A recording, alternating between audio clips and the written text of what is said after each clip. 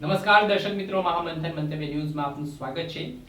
આગામી દિવસોમાં 18 જાન્યુઆરી રવિવારના દિવસે ભવાની ધામ યાત્રાનું આયોજન ક્ષત્રિય ઠાકોર સમાજના યુવા અધ્યક્ષ અભિજીતસિંહ બારડ દ્વારા કરવામાં આવ્યું છે, જેમાં 1024 ગાડીઓના કાફલા સાથે આ યાત્રા મહેસાણા જિલ્લાના ખેરાલુ તાલુકાના મલિકપુરથી નીકળવાની છે અને અંબાજી ધામ ખાતે પહોંચવાની છે। આ યાત્રા પાછળનો મુખ્ય ઉદ્દેશ્ય જે ભવાની ધામ છે તેનું નિર્માણ થાય, તેનું ભૂમિપૂજન થાય ને ક્ષત્રિય ઠાકોર સમાજ એક સાથે બંધાય, શૈક્ષણિક, સામાજિક, ધાર્મિક બાબતે એક થાય તે માટેનો આ પ્રયાસ છે।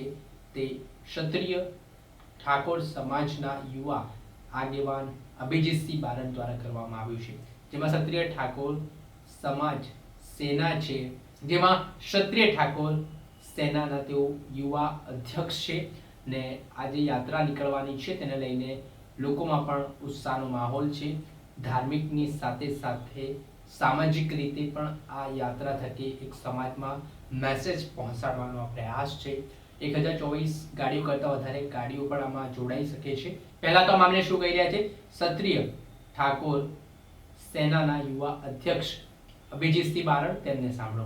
અભિજીતભાઈ, આ ભવાની ધામમાં સંકલ્પ યાત્રા યોજાઈ રહી છે, કેવી રીતે આ યાત્રા યોજાશે અને ક્યાંથી ક્યાં સુધી યોજાશે?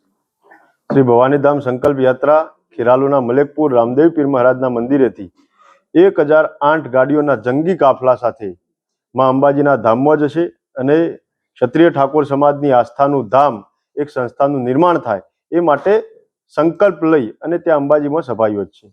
કેટલી ગાડીઓનો કાફલો જશે અને શું આ ભવાની ધામની વિશેષતા? ક્ષત્રિય સમાજ વતીથી 1008 ગાડીઓનો લક્ષ્ય નિર્ધારિત કરવામાં આવ્યો છે, પણ 1008 થી પણ વધુ ગાડીઓના જંગી કાફલા સાથે આ યાત્રા યોજાશે। ક્યાં ભવાની ધામ નિર્માણ પામી રહ્યું?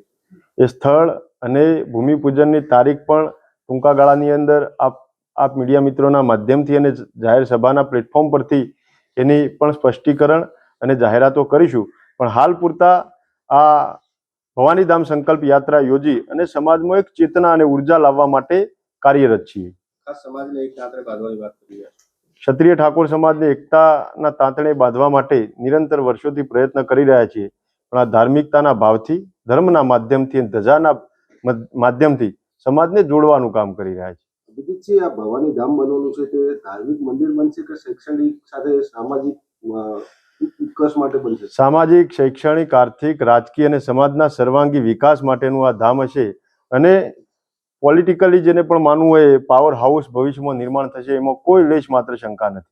આપણે સાંભળ્યા હતા ક્ષત્રિય ઠાકોર સેનાના યુવા અધ્યક્ષ અભિજીતસિંહ બારડ, તેમણે જે આગામી દિવસોમાં તેમની યાત્રા નીકળવાની છે તેને લઈને નિવેદન આપ્યું છે, યાત્રા પાછળના તેમના ઉદ્દેશ્ય ગણાવ્યા છે ને આ યાત્રા છે તેને પગલે લોકોમાં પણ હર્ષોલ્લાસનો માહોલ જોવા મળી રહ્યો છે ને ભવાની ધામનું જલ્દીમાં જલ્દી નિર્માણ થાય તેવો સંકલ્પ સાથે આ યાત્રા છે તે નીકળવા જઈ રહી છે। દર્શક મિત્રો, આવા જ નવા વિડીયો સાથે આપણે માહિતગાર કરતા રહીશું, એટલે મહામંથન મંતવ્ય ન્યૂઝને લાઈક કરી લો, સબસ્ક્રાઇબ કરી લો અને વધુમાં વધુ શેર કરો।